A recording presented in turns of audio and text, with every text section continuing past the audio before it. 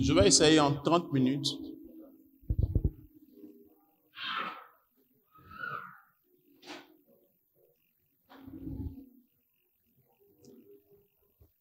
D'attirer votre attention sur une chose. Le frère Moïse, amen, vous le connaissez? Quel a été le centre de l'appel de Moïse? Le prophète Moïse, c'est quoi? Oui. Faire sortir le peuple d'Israël d'Égypte. Amen. On est tous d'accord avec ça? Donc, il a été un homme de délivrance. Il a vaincu l'esclavage. Il a mené le combat spirituel qu'il fallait. Israël a été libéré. Qui a envoyé la loi en Israël? Qui a envoyé la loi en Israël? Donc, nous avons gardé en esprit que Moïse était l'homme de la délivrance. Mais après la délivrance, il fallait que ça continue. Dieu a utilisé Moïse pour compléter sur la délivrance, pour donner la loi. Amen. Néhémie. Quand on parle de Néhémie, on se rappelle de quoi dans la Bible?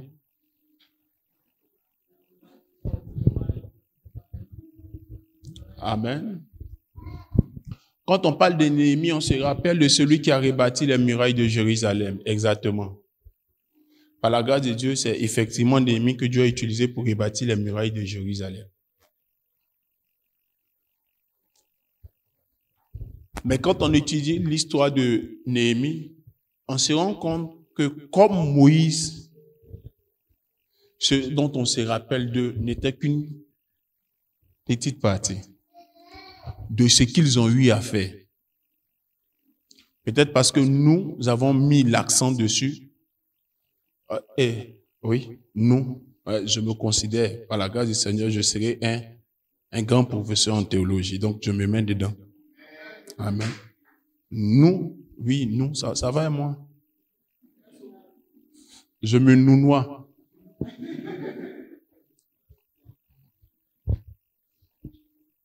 On dit le professeur en théologie arrive pour une conférence. Quand il commence la conférence, et puis au moment il bloque la conférence et puis il fait ses yeux. Excusez-moi s'il vous plaît, on va laisser la théologie. Je sens quelque chose dans la salle pour quelqu'un. Monsieur, je sens un contrat pour votre structure de publication de Bible qui a été bloqué parce que quelqu'un doit signer. Voici celui qui doit signer. Je déclare la signature. Amen. Si nous les prophètes, nous ne décidons pas d'entrer dans le milieu des théologiens, il y aura que la mort spirituelle là-bas. Hein. Et puis les gens ne vont jamais aimer ça alors que ça peut aider l'Église pour l'équilibre. Amen. Donc il faut que certains parmi nous aillent dans leur sein. Amen. Donc nous avons toujours prêché que Néhémie est un bâtisseur, alors qu'il y a beaucoup de réformes que Néhémie a apportées. Chaque fois que Dieu a suscité un prophète pour une action d'éclat, s'il ne comprend pas que son ministère ne reste pas que sur l'action d'éclat, il va tuer son ministère. C'est alors que certains diront que le prophète Claver est un homme de délivrance. Et quand le prophète Claver sera en train de faire autre chose que la délivrance, on dira que le prophète Claver a perdu l'onction. Alors que Moïse n'a pas perdu l'onction après avoir fait la délivrance. Quand il a fini la délivrance, l'onction de la délivrance reste sur lui comme un acquis. Le peuple d'Israël est libéré. Mais il devient législateur pour pérenniser les acquis de la délivrance. Quelqu'un comprend ce que je suis en train de dire? Pareil pour Néhémie. Quand il finit de rebâtir la muraille, il faut qu'il fasse des actions pour pérenniser l'endroit qui a été rebâti, donc qui a été sécurisé. Si nous prenons un caterpillar et que nous nettoyons l'endroit et que nous ne plantons rien, ça va pousser forcément parce qu'il y a des herbes qu'on ne sème pas. Qui a déjà vu, comment on appelle, c'est bec d'oiseau, comment on appelle votre piment en baoulé? Quand on dit c'est les oiseaux qui plantent ça là. Pessé, j'ai trouvé. Ok. Donc, il y a des plantes qui pousseront forcées, même si tu ne les as pas sémées, quand tu as fini de nettoyer. Amen. C'est pourquoi vivre une vie qui est exclusivement posée sur la délivrance est une vie inachevée. Quand on a fini de chasser les démons, on a fini de briser les liens, c'est quoi la suite? C'est quoi la suite? Quand j'ai fini de prophétiser sur toi, c'est quoi la suite? C'est quoi la suite? Il n'y a pas de suite. Quand j'ai fini de prier et puis tu es guéri, c'est quoi la suite? C'est pour retourner dans la galère? Regardez bien. Bon, beaucoup n'ont peut-être pas lu ce passage. Quand Tabitha est morte, on dit elle cousait les habits pour les pasteurs, pour les diacres de l'époque. C'était une dangereuse femme. Quand elle est morte, ils sont allés chercher Pierre pour la ressusciter. Tabitha était couchée. Quand Pierre a prié, elle est ressuscitée. La Bible dit Tabitha ouvrit les yeux. Elle vit Pierre et elle s'assit. Je suis sûr que quand Tabitha est ressuscitée, si elle avait vu un de ceux pour qui elle cousait les habits, elle allait dormir encore pour dire, oh, c'est toujours vous les mêmes là. Elle allait dire, j'ai déjà fini avec vous, c'est bon Seigneur, allons-y. Mais quand elle a vu Pierre, elle a pensé à une espérance nouvelle. Elle a pensé à quelque chose de nouveau, quelque chose de meilleur. Amen. Notre vie de religiosité nous a donné de ne pas aller plus en profondeur que ce qui nous a déjà été dit par les pères de l'Église concernant Moïse et concernant Néhémie. Moïse est un homme de délivrance. Il a fait 10 plaies qui sont l'équivalent de 10 combats spirituels. Aïe, je suis d'accord. Je suis d'accord avec. Mais après, Moïse a fait quoi? Moïse s'est présenté comme un homme d'État. Je parle à quelqu'un? Moïse s'est présenté comme législateur. Il n'y avait pas encore de député. Moïse était obligé d'être le député. Moïse était obligé d'être le procureur. Moïse était obligé d'être le juge. Là où il était limité, Dieu était obligé d'envoyer quelqu'un à la personne de Jéthro pour lui montrer l'administration et la décentralisation. Après le charismatique que nous manifestons par les dons et la manifestation de l'onction dans la salle, manifestons le charismatique intellectuel. Oh oh. Quelqu'un a dit un jour, dans nos églises, ceux qu'on nomme qui sont trop intellectuels sont impolis. J'ai analysé son assemblée et puis j'ai vu qu'il avait raison. Et je lui ai répondu, c'est parce que vous qui êtes brisés là, vous ne continuez pas à étudier pour être élevé. C'est pourquoi on est obligé de travailler avec vous. Je lui ai dit, c'est parce que vous qui êtes matures spirituellement là, vous ne décidez pas de continuer votre formation. C'est pourquoi on est obligé de faire avec ceux-là. Écoutez, ce que je dis, je ne parle pas de l'assemblée, je réponds pour l'époque passée. Un jour, j'ai quitté le campus et j'ai entendu Dieu me parler. L'une de mes passions, c'était me battre. J'étais pas trop un homme à femme.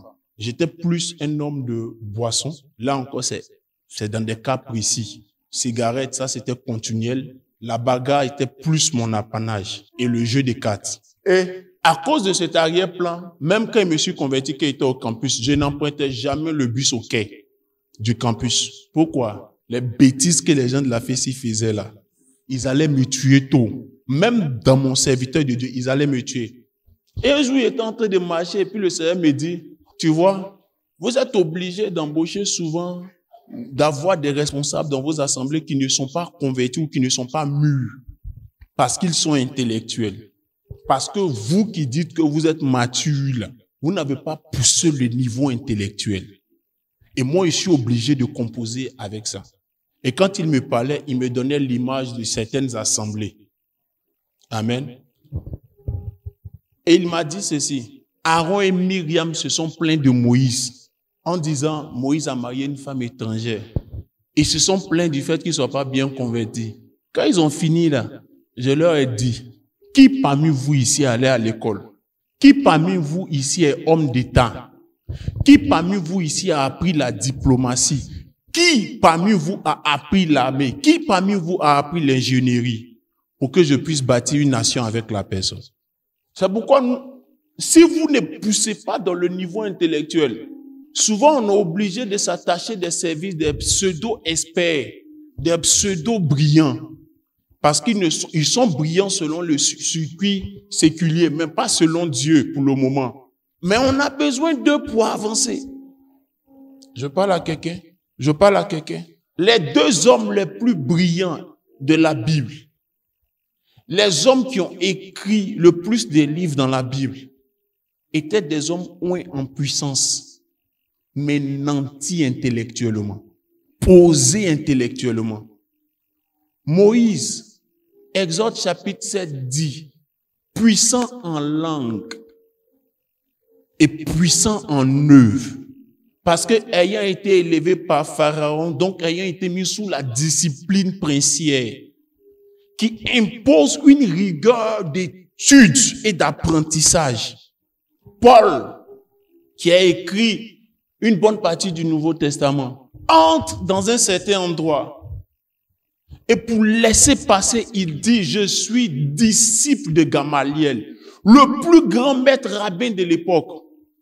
Mais Paul parle de ses œuvres. En 1 Corinthiens chapitre 4, au verset 1 Corinthiens chapitre 2, verset 20, il dit, et ma prédication et mon discours ne reposaient pas sur les discours persuasifs de la sagesse humaine, mais c'est une démonstration de puissance et de force. Ça veut dire que là, il met en exergue sa capacité à être loin et avoir des œuvres. Mais quand il finit de manifester ses œuvres par la puissance spirituelle, il écrit pour montrer sa capacité intellectuelle. Que dit de Pierre? Beaucoup utilisent l'argument de les disciples que Jésus a pris n'étaient pas quoi? On dit n'étaient pas quoi? Instruits. Je ne sais pas si on dit le mot, c'est aberration, on dit non. Ça veut dire quoi? Ça veut dire quoi? Quoi? C'est une erreur. Permettez-moi de dire, c'est la plus grande aberration qui soit. Ça s'est dit? Ça s'est dit. Et je vais défendre mon point de vue. Quand Jésus était en train de parler à la chair, on dit, n'est-il pas le fils du charpentier? Pourquoi? Parce qu'on évolue par caste. Et si on évolue par caste, il n'est pas censé être fait ce qu'il est en train de faire. Il est censé être en train de travailler le bois. Et les autres qu'on a pris qui sont pêcheurs là, lisez bien et lisez selon l'époque. Ils avaient leur bac, donc ils avaient des navires de pêche. Donc ils étaient experts dans la pêche. Dans leur caste, ils étaient les meilleurs de la caste. Ils ont fait l'école de pêche auprès de leurs parents et ils sont devenus les meilleurs.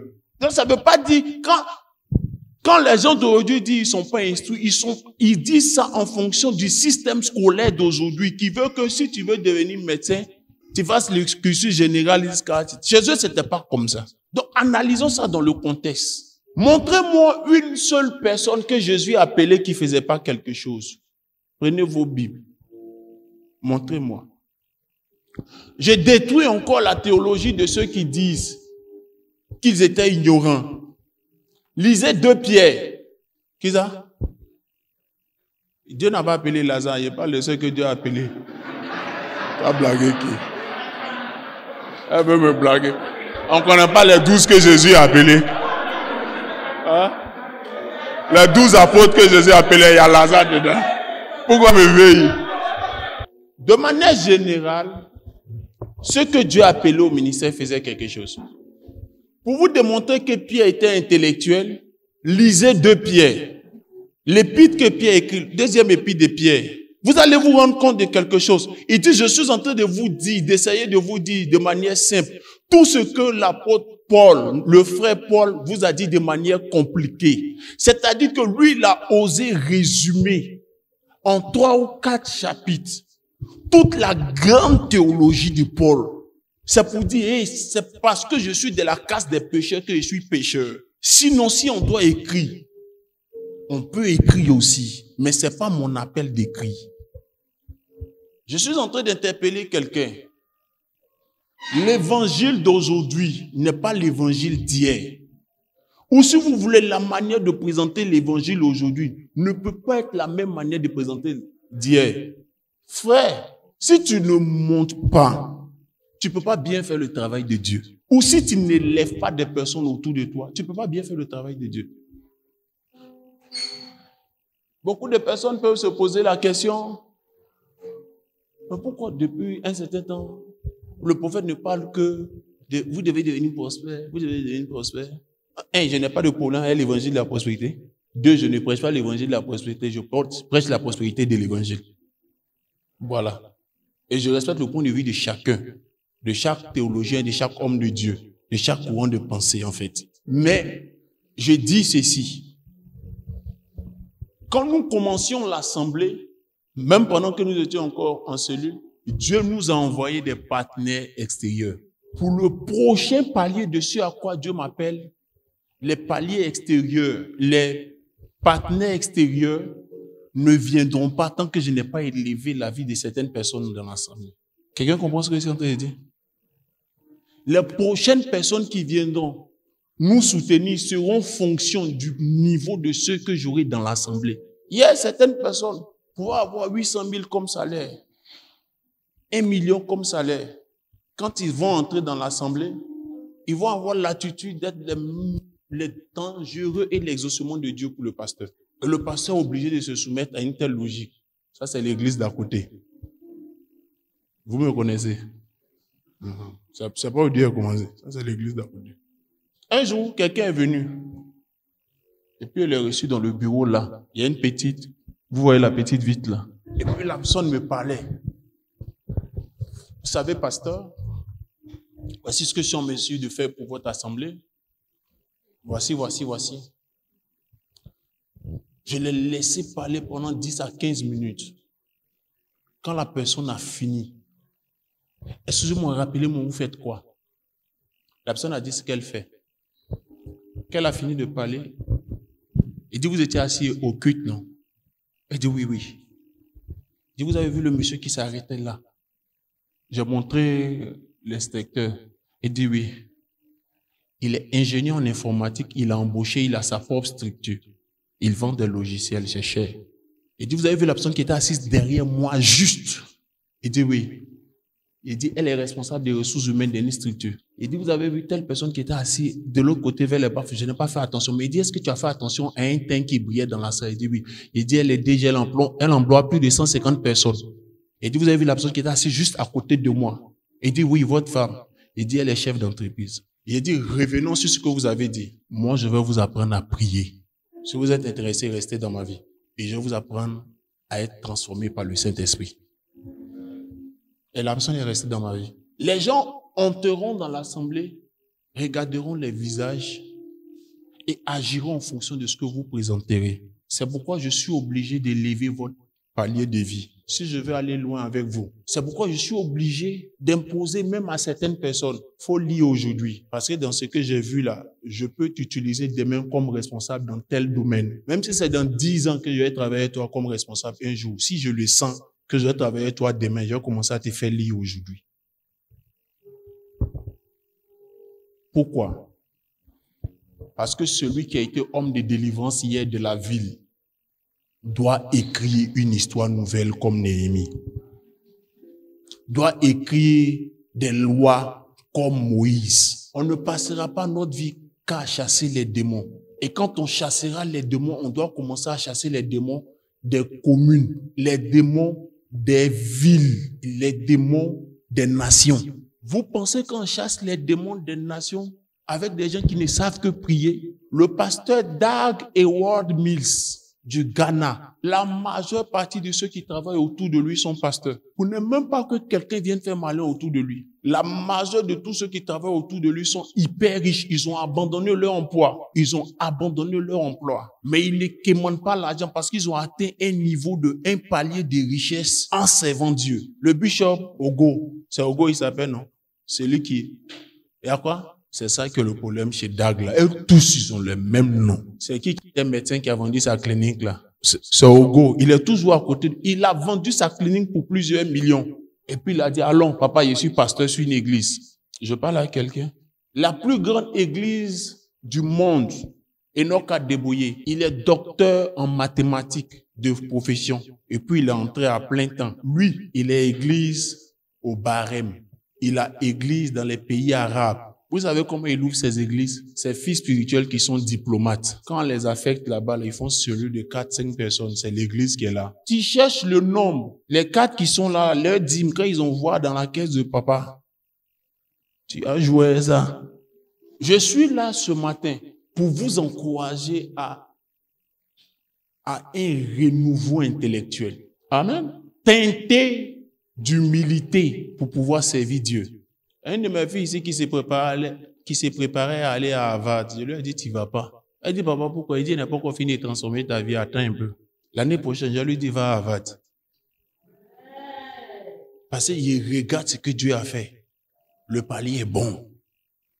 La transformation est bonne.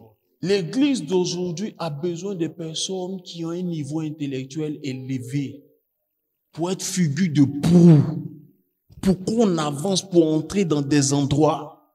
Je n'ai pas dit que si tu n'es pas là à l'école, tu n'es pas intelligent. Tu as ta place dans le système. Donc, vous voyez là, ici, un self-made man en termes d'études. Il y a beaucoup de certificats et de diplômes que j'ai eus en dehors du circuit habituel. Mais je dis, on a besoin de personnes stratégiques maintenant. Si tu es pêcheur, sois l'expert de la pêche. Si tu es déjà brisé, transformé, mature spirituellement, élève ton niveau. Regardez, il dit, entre dans ma présence, bon et fidèle serviteur. À un moment donné, quand tu as eu les bons, quand tu as eu les fidèles, il faut les aider à devenir des bons, c'est-à-dire des experts dans leur domaine.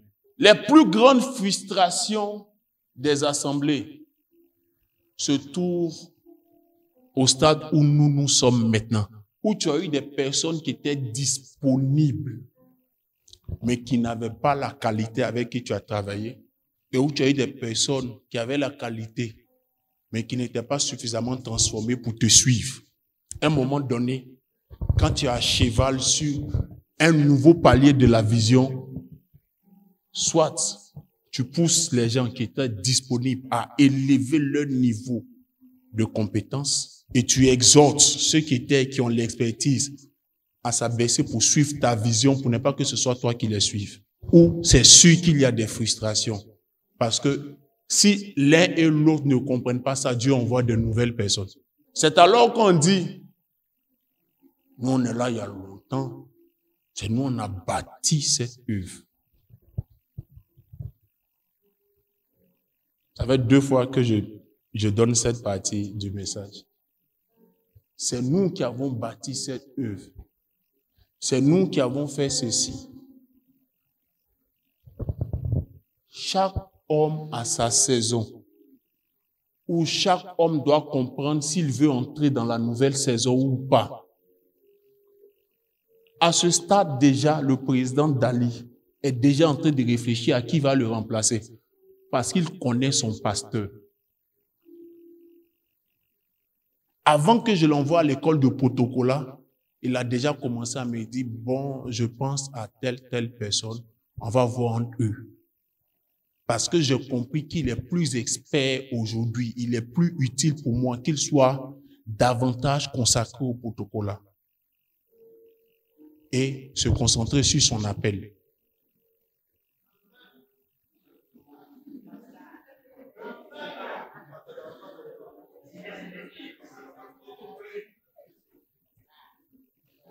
La preuve en est, les 6 derniers mois, je n'ai pas pu rendre visite à beaucoup de personnes, mais il a rendu visite à plus de personnes que moi. Lui et papa Aousso et Seguiba, et souvent il prend maman Yapi. On est revenu de voyage, on ne s'est pas vu, on s'est aperçu le jour de la délivrance. Hier, on s'est vu au mariage. Dès qu'on s'est vu, pasteur, j'ai rendu visite à tel nombre de personnes, il faut qu'on se voit après pour que tu fasses le point. Ça, c'est pas la pastorale, ça.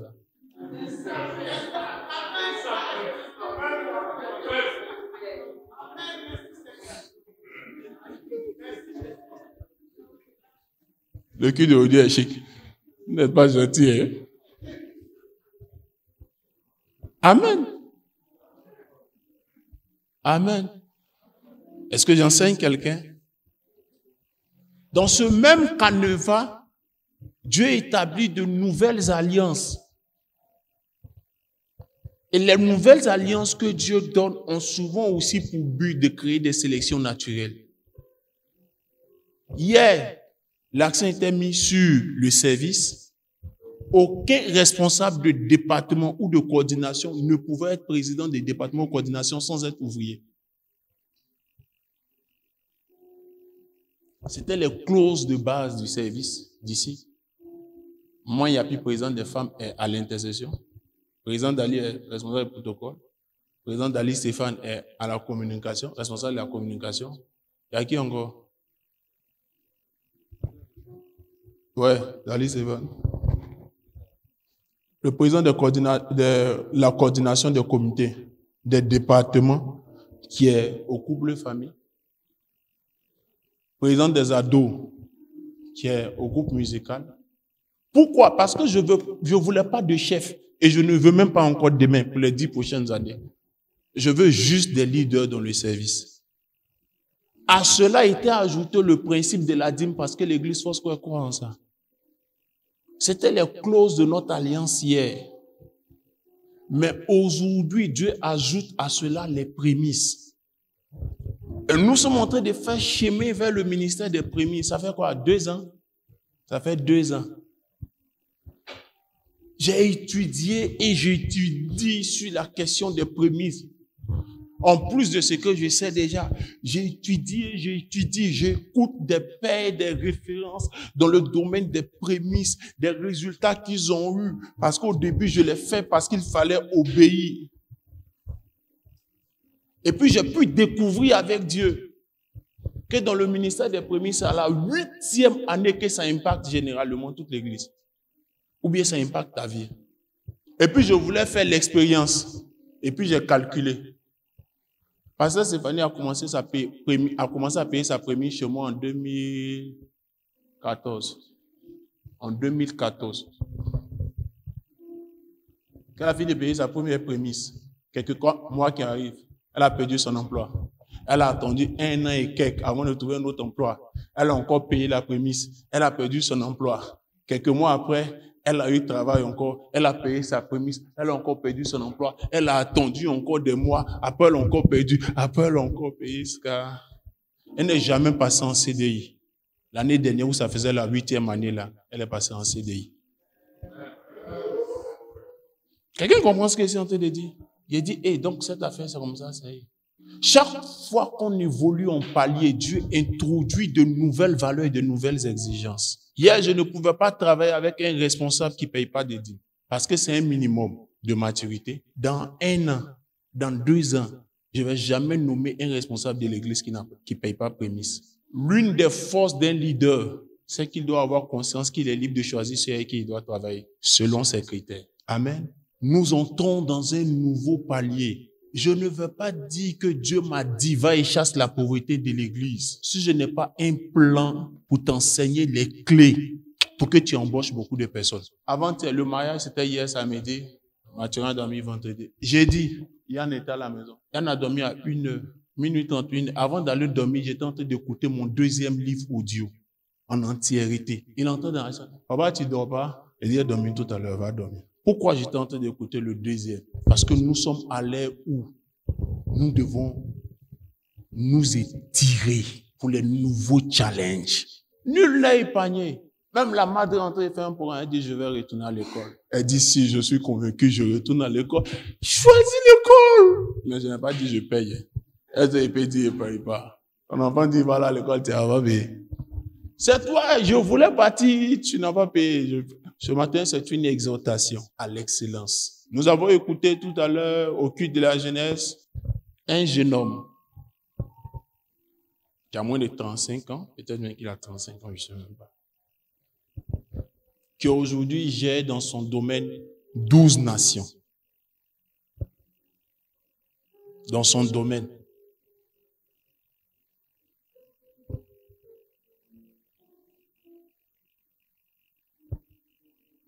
Et nous avons pu comprendre avec lui qu'à un moment donné, on doit aspirer à l'excellence. Écoutez-moi, on ne connaît pas l'âge que Saül avait quand il a commencé à régner. Parce que n'importe quelle Bible que tu prendras, on dit Saül commençait à régner à, et puis on a mis des points. Quel est ton âge? Mets ça là. À n'importe quel âge, tu peux commencer à régner. Pourvu que tu puisses t'étirer. Au prochain culte de la jeunesse, nous aurons un talk show avec le plus jeune chirurgien cardiologue de Côte d'Ivoire. Au prochain culte de la jeunesse, nous aurons le talk show avec le seul spécialiste dans son domaine en cardiologie qui opère dans le cœur en Côte d'Ivoire. À peine s'il a 40 ans. Et c'est un ami. Pourquoi? Parce que nous voulons imprimer dans le cœur de ceux que nous avons après les adultes, c'est-à-dire les jeunes, que ce qu'ils vivent aujourd'hui est un choix, mais ce qu'ils seront demain sera la décision du choix d'aujourd'hui. Tu peux ne pas faire attention au choix que tu fais aujourd'hui, mais demain, j'ai l'habitude de dire, ne m'impose pas la conséquence de ton choix d'hier. Ne me l'impose pas. Quand vous partez aujourd'hui au département de médecine, il y a des cours qu'ils photocopient quand tu as raté un cours là.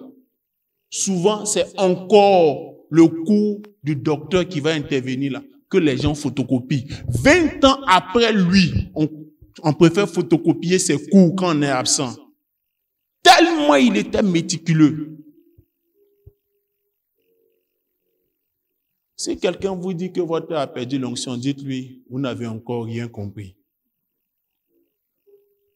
Il est en train de préparer des personnes qui vont payer chacun 50 millions pour qu'ils fassent des croisades d'évangélisation.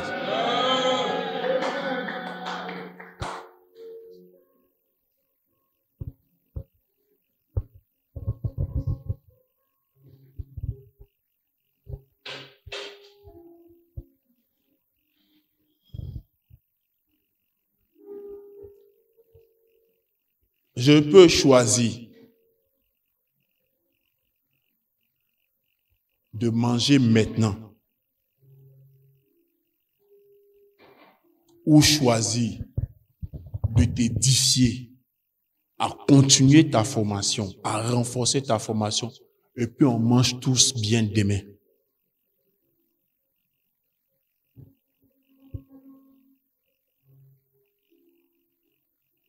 Même le vieux monsieur qui est là, le papa qui est ici là, toute sa tête est à cheveux blancs là, il y a un plan pour lui. Même le papa qui est là, dans quelques années, il va aller à la retraite, il y a un plan pour lui. Son fils est monté assis dans un restaurant, puis il dit, tu vois, telle chose qu'il est en train de faire, telle chose qu'il est en train de faire. Il y a une option là, qu'on appelle option aumônerie en éducation. Il dit, oh, ça là même, c'est pour mon papa même. Il n'y a pas quelqu'un qui n'a pas coaché et puis son enfant n'est pas entré dans la droite ligne des études. Il dit, c'est de ça il est question. Église, écoutez-moi. Église, écoutez-moi s'il vous plaît. Et faites attention à ce que je suis en train de vous dire, s'il vous plaît. Peu importe ce que tu fais, sois meilleur dedans. Sinon, la sélection naturelle va te frustrer.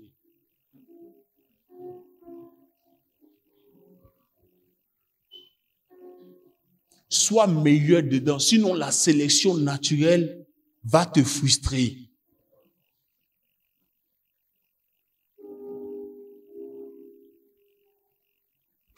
Aujourd'hui, si je veux aller au Togo, je ne cherche pas à savoir où je vais dormir au Togo.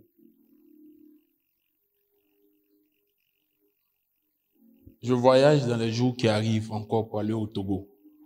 Je ne cherche pas à savoir où je vais dormir. Mon agent ne va pas payer chambre d'hôtel pour aller au Togo. Parce que le monsieur qui gère aujourd'hui 12 boîtes là, c'est sa femme qui est chargée maintenant de... Tout ce qui est mes voyages sur le Togo, c'est elle qui est chargée de trouver où le père, comme ils disent le prophète Samuel, notre prophète Samuel va dormir. Pourquoi? Parce qu'au-delà de la prophétie, tu peux le faire asseoir. Et puis tu discutes avec lui de son plan de carrière. Et puis tu lui dis, ça là, ne fais pas ça. Fais ça comme ça, fais ça comme ça, fais ça comme ça. Atteins tel résultat et demande telle chose. Et puis il sort chef sur 12 nations.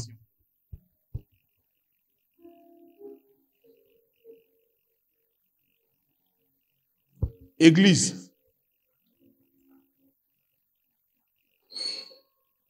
Nous sommes en train de préparer quelque chose de nouveau et quelque chose de particulier.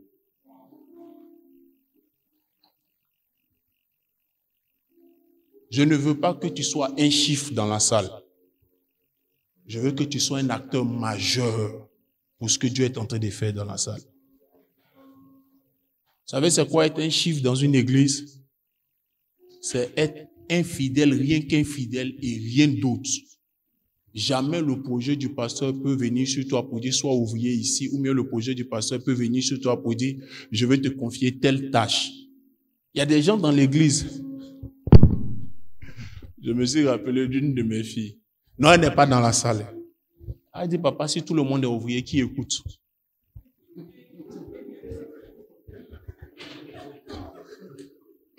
Il y a souvent le comité du peuple, non? Laisse-moi gérer le comité du peuple. J'ai ri, donc elle me s'est rappelé de ça, j'ai ri en même temps. Amen. Amen.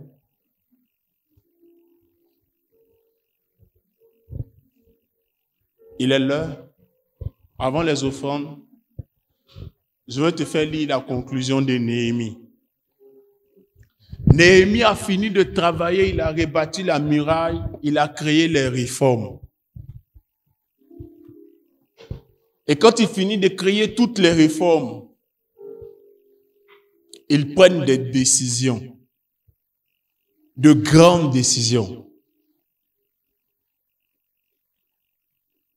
Néhémie 10 parle des premières décisions qu'ils ont prises.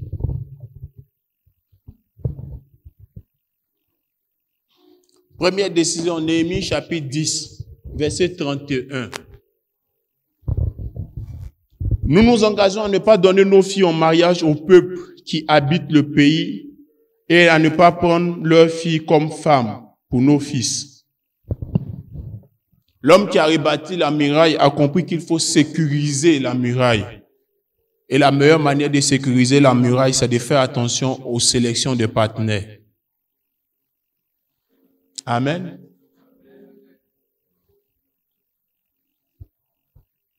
Le mariage est stratégique, le mariage est spécifique pour des personnes qui ont une destinée.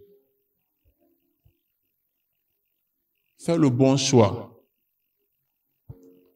Peu importe ton choix, nous respecterons ton choix.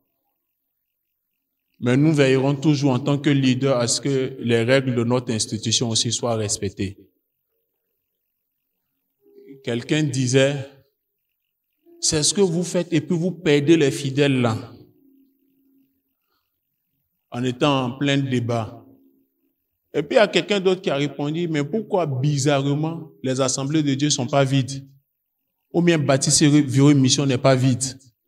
Mais ils sont plus forts que hier.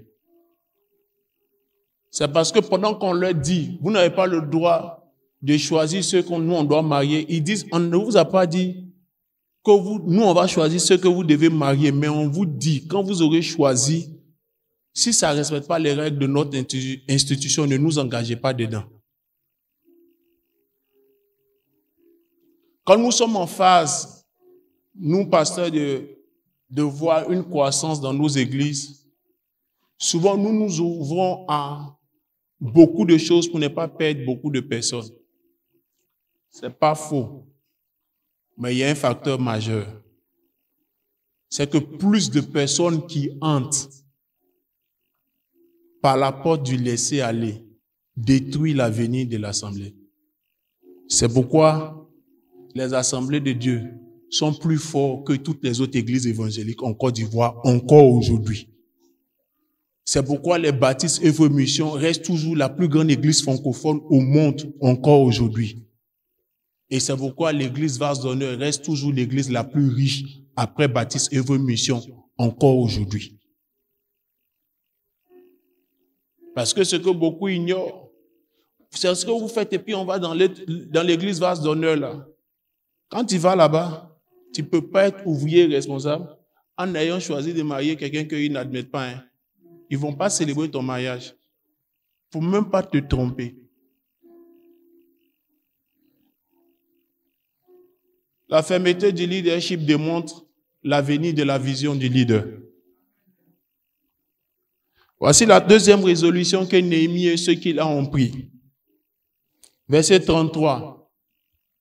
Nous nous imposons aussi les commandements par lesquels nous nous obligeons à donner 4 grammes d'argent par an pour le service de la maison de notre Dieu. Il n'est pas ici question de dîmes ou d'offrandes. Il est ici question d'une décision volontaire au-delà des dîmes, en dehors des dîmes et offrandes, de ceux qui se reconnaissent comme étant peuple et membres de la communauté, à devenir partenaires. Ils disent pour le service, nous avons conscience que si on doit prendre les dîmes et les offrandes, on ne pourra pas payer les pasteurs et on ne pourra pas gérer les charges de l'église. C'est pourquoi en dehors de nos dîmes et de nos offrandes, de nos prémices, nous décidons nous-mêmes de donner 4 grammes d'argent, ce qui servira au fonctionnement de l'église. C'est-à-dire, il y a une génération de ceux qui veulent être partenaires de l'assemblée. Troisième chose, verset 36. Qu'ils ont décidé, il dit, nous nous engageons à amener chaque année à la maison de l'Éternel les premiers produits de notre sol et les premiers fruits de nos arbres, ainsi que les premiers-nés de nos fils, de nos animaux, conformément à ce qui est écrit dans la loi, à amener à la maison de notre Dieu aux prêtres qui y font le service, les premiers-nés de notre petit et de notre gros bétail. Après la décision d'être partenaire, ils décident maintenant de payer leurs prémices. Allons aux 2 derniers versets du livre de Néhémie pour établir la conclusion. Cet homme que nous avons connu comme rebâtisseur demande à Dieu de se souvenir de lui. Mais il ne demande pas à Dieu de se souvenir de lui parce qu'il a rebâti la muraille. C'est ce qui est choquant. Il ne demande pas à Dieu de se souvenir de lui parce que ce pourquoi il a pleuré au début de son livre a été fait. Et si vous faites attention, ce pourquoi il a pleuré au-dessus de son livre, c'est fait dans les 6 premiers chapitres. Mais les 7 prochains chapitres ont servi à autre chose. Il demande à Dieu de se souvenir de lui. Pourquoi? Il dit ainsi donc, il dit, verset 29, Néhémie 13. Souviens-toi donc d'eux, mon Dieu, car ils ont sali la fonction de prêtre et l'alliance contractée par les prêtres et les lévites. Il parlait de ces prêtres-là qui ont accepté de prendre des femmes étrangères, qu'il a réglé, un problème qu'il a réglé. Quand il finit de dire ça, il dit, ainsi donc, je les ai purifiés de tout étranger. J'ai réinstauré le service des prêtres et des lévites. Chacun dans son activité, si vous voulez, chacun dans son appel. Il dit, et j'ai rétabli l'offrande des bois au moment fixé, afin que, ainsi que celle des prémices récoltées. Et il finit pour dire la dernière phrase, souviens-toi de moi pour mon bien, mon Dieu. Là où on dit les dernières paroles d'un homme sont importantes, là où on te dit, après ça là, tu n'as plus rien à dire, de quoi Dieu doit se rappeler de toi. Il ne parle pas des œuvres qu'il a accomplies en termes de murailles qu'il a bâties, car il sait que les murailles peuvent se détruire. Mais il parle plutôt de l'impact des valeurs qu'il a établies, des réformes qu'il a envoyées. J'ai rétabli la notion du service. C'est ce que nous faisons à l'église. Il dit, j'ai rétabli la notion de l'offrande pour le bois. C'est le partenariat. Vous enseignez à donner votre argent pour le ministère. Et il dit, j'ai rétabli le culte par les prémices. Frère, je veux finir la série d'enseignements sur quoi faire pour préparer le sommet avec ces paroles. Retiens ce que je t'ai donné comme compétence, comme connaissance. Quand tu seras au sommet, que Matthieu 6, 33 soit le premier verset que tu connaisses le plus. En toute chose, mets Dieu premièrement. En toute chose, mets Dieu premièrement. Après Dieu, mets ce que Dieu a de plus en valeur dans ta vie?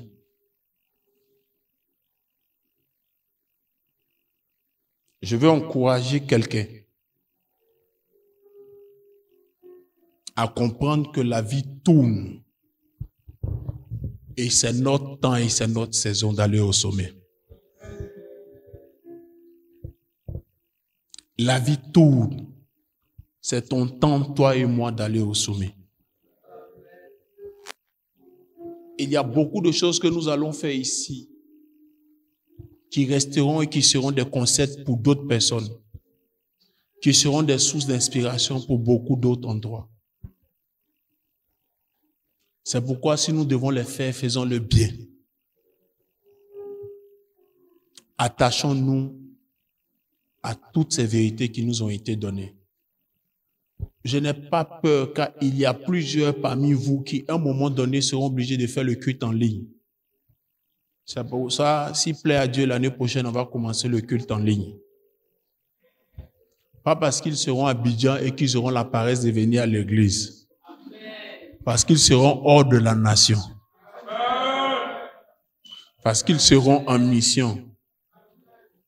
L'une des raisons pour lesquelles on a arrêté le culte en ligne, ce n'est pas simplement parce qu'on n'a pas les ressources de bon matériel. C'est aussi parce que le président Dali Stéphane m'a dit, j'ai vu des personnes samedi à Abidjan, je les ai vus le dimanche après-midi, mais ils suivent le culte en ligne pour ne pas venir à l'église, je ne veux plus qu'on fasse. Il a dit, c'est toi qui es le chef de la communication. C'est qu'on n'est pas encore à ce stade. Écoutez-moi, Église de Dieu. Allons à un palier différent. Ça ne me dérange pas qu'on dise que j'ai perdu l'onction. Quand j'aurai élevé dans cette assemblée des personnes qui peuvent me donner 100 millions pour organiser une croisade qui me coûte un demi-milliard, je vais rappeler tous mes collègues qui ont dit j'ai perdu l'onction. Je vais dire, toi qui n'as pas perdu l'onction là, montre-moi tes pneus de l'évangile.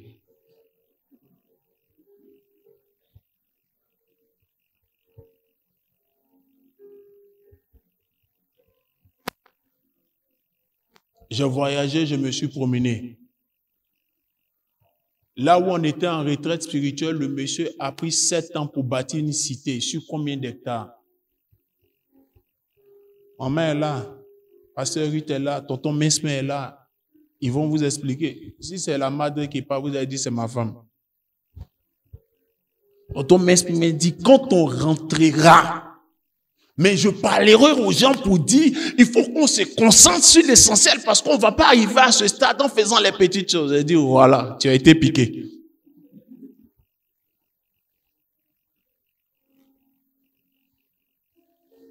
On se promenait dans la cité et puis, je ne vais pas dire par malheur ou par malheur ou bien par bonheur parce que c'est une joie d'être arrivé là-bas, mais c'est une frustration aussi d'être arrivé là-bas.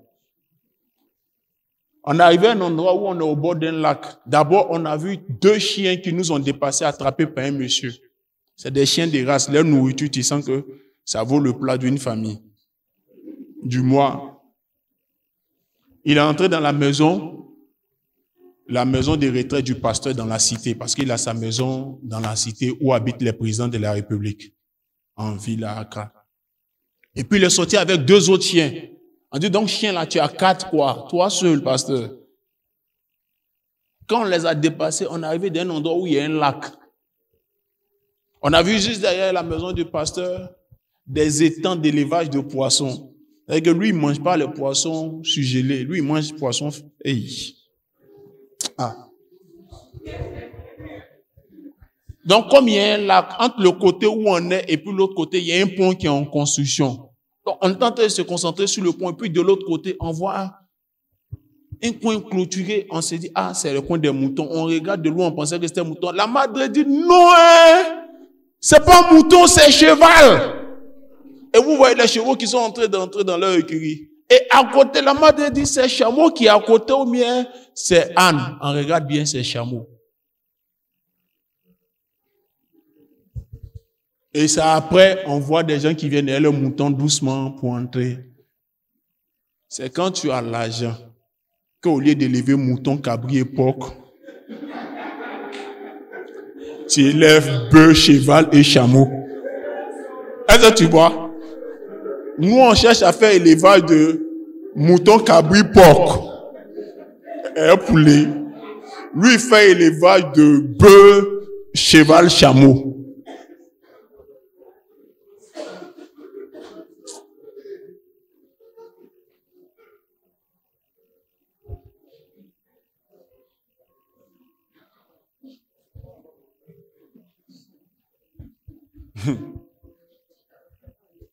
Si ne vous avez pas parlé de cette frustration. Moi, c'est pas la cité qui m'a frustré. Hein. La cité m'avait déjà frustré et vaincu. Mais c'est voir que mon camarade garçon, excusez-moi, même s'il est pasteur, que c'est un grand-père dans le ministère, ou bien un père, excusez-moi, mon camarade garçon, en Afrique ici, pendant que moi, il a fait élevage de porc. Et puis, il a donné. Lui, il fait élevage de bœuf, cheval. C'est chameau-là même qui me fait bizarre. Chameau-là me fatigue.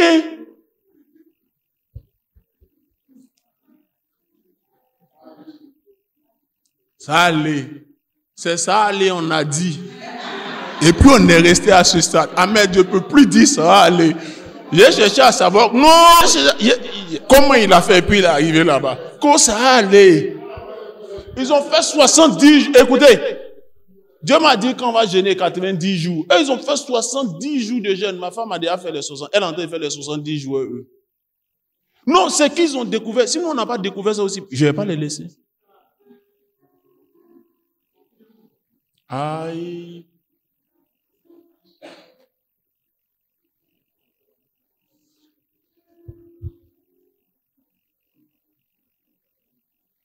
Écoutez-moi, s'il vous plaît.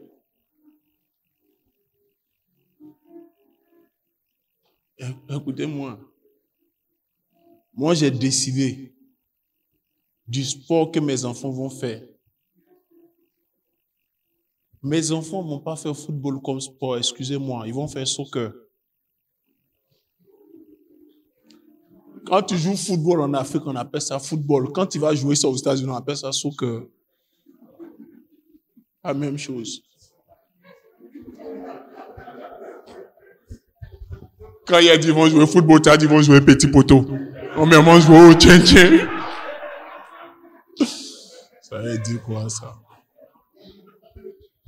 Il faut enlever tchin-tchin si mes enfants. Toi, fier à toi. Au tchin-tchin. Ils ne vont même pas jouer votre basket ici pour dire c'est ripopo. On dévalue tout, elle est non bizarre. À cause de ça, il a décidé. Il y a des années, une fois même à Madame Yabo, il dit, moi, mes enfants vont faire équitation, ils vont jouer golf. Voilà, mon petit frère ici, son papa a payé formation de golf. Il n'est même pas allé là-bas. Je ne sais même pas cet enfant-là, mais comment il a fait. Il veut forcément faire. J'ai choisi. Et je t'encourage à choisir. Je t'ai dit ce que Dieu va faire, ce qu'il faut faire pour arriver au sommet. Je suis en train de faire une ouverture maintenant. Rêve à ce que tu feras quand tu seras au sommet. Rêve à ce que tu feras quand tu seras au sommet. Quand tu viens chez moi, il y a une heure là où je regarde les documentaires des plus riches du monde. Des meilleures villes du monde, des meilleurs endroits du monde. Le même jeudi, avant d'écouter mes livres audio, j'ai regardé un documentaire où la location d'un endroit, c'est pas les Machiques Résidences, hein, c'est arrière-grand-père de Machiques Résidences. On paye 250 000 $. Pour une semaine. Mais c'est mes collègues. Quand il met ça, Yann dit le père, il dit, calme-toi, on ne critique pas mes collègues, sinon demain tu vas me critiquer. Je ne vous blague pas. Ceux-là, leurs enfants, je vais évangéliser leurs enfants. Mes enfants seront les pères spirituels de leurs enfants. Quand on sera en train de jouer au club, au golf, dans notre club fermé de milliardaires, vous allez voir. Le rêve, c'est la seule chose qu'on ne paye pas pour faire.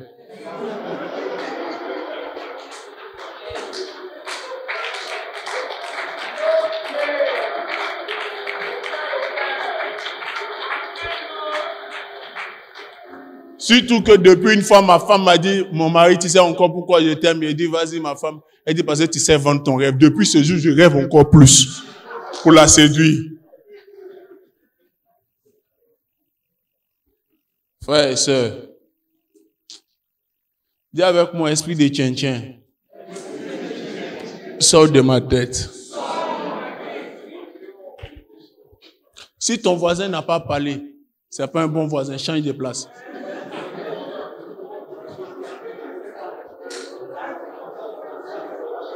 Je vais vous expliquer.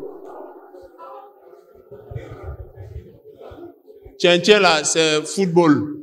Quand on joue petit poteau au quartier là, les endroits où il y a le sable et puis il y a cailloux en même temps dedans là.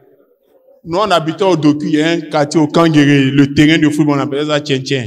À Yopougon, aux Zébier, on appelait ça aussi tien-tien. Maintenant il y a d'autres endroits où on appelle tien-tien. Les endroits où il y a tien-tien là, tournoi de football finit jamais. Le corps habillé qui gérait en 2004, qui gérait la RTI, on l'appelait Kadhafi. On était obligé de l'appeler à Boboté pour arbitrer le tournoi de football pour que ça finisse. Et il vient, il enguine, il débattait, et puis il a son pistolet là, derrière. On espère que si lui, il arbitre, ça a fini. Parce que derrière la chaise, sous la chaise ou sous le banc de chaque supporter, il y a 2 machettes. Chacun a sa machette. Mon enfant ne va pas jouer au football avec ces gens. Dis avec moi, esprit de tien-tien. Quitte ma route même. Maman, on n'a qu'à rêver. J'ai trop de défis pour ne pas que tu m'aides à rêver. Attention, il a commencé à rendre ministère comme ça. J'ai trop de défis pour ne pas que tu m'aides à rêver. Non, non, il ne faut pas te lever. Chacun n'a qu'à s'asseoir et puis n'a qu'à réfléchir pendant que c'est en train de rendre ministère. J'ai trop de défis pour ne pas que tu m'aides à rêver. J'ai trop de challenges pour ne pas que tu m'aides à rêver. J'ai pris un ado de l'église et je lui ai posé la question. Il a dit, tu sais, ton papa a payé sa première maison à quel âge? Il dit, 24 ans. Il dit, bon, toi, quand tu finis tes études là, tu auras quel âge? Il a dit le nombre d'années pour avoir son master 2. Il dit, à l'âge où tu auras ton master 2 là, il te reste 3 ans pour avoir l'âge de ton papa. Quand il a acheté sa première maison, mon fils, quand tu me regardes là, je dois te gérer comment? Doucement ou bien fort? Parce que si à l'âge de ton papa, je n'ai pas pu t'amener à acheter au moins un terrain, c'est que j'ai échoué. Pourquoi ils t'ont mis dans ma main? J'ai trop de défis. Nous sommes l'une des rares assemblées où quand tu es assis là, c'est pour toi, tu connais pas pour ton voisin. Fais attention à ton voisin qui est à côté de toi, c'est son visage que tu regardes. Fais attention à lui, tu ne sais pas qui il est. Tu ne sais pas qui il est. Tu ne connais pas le nombre d'hectares de plantations qu'il a. Tu ne connais pas le nombre de maisons qu'il a. Tu ne connais pas le nombre de propriétés qu'il a. Tu ne connais pas le nombre de zéros qu'il a sur son compte. Donc quand il parle, ne regarde pas ton voisin, regarde à toi-même. Puis il faut te dire, c'est pour moi il parle, il faut qu'il change. Il faut que ma situation s'améliore. Non, moi où je suis là, dans tous les cas, je suis servante. Mon avenir ne va pas changer. Nous, on a des gens qui sont femmes de ménage, qui touchent même salaire que des comptables. Parce que quand tu n'es que servante et que tu ne te vois que servante, on te donne salaire de servante. Quand tu te vois comme femme de ménage, on te donne salaire de femme de ménage. Comme tu te vois comme gouvernante, on te donne salaire de gouvernante. Mes challenges sont énormes. Aide-moi à rêver. Ou aide-moi à les réaliser. Que Dieu bénisse quelqu'un.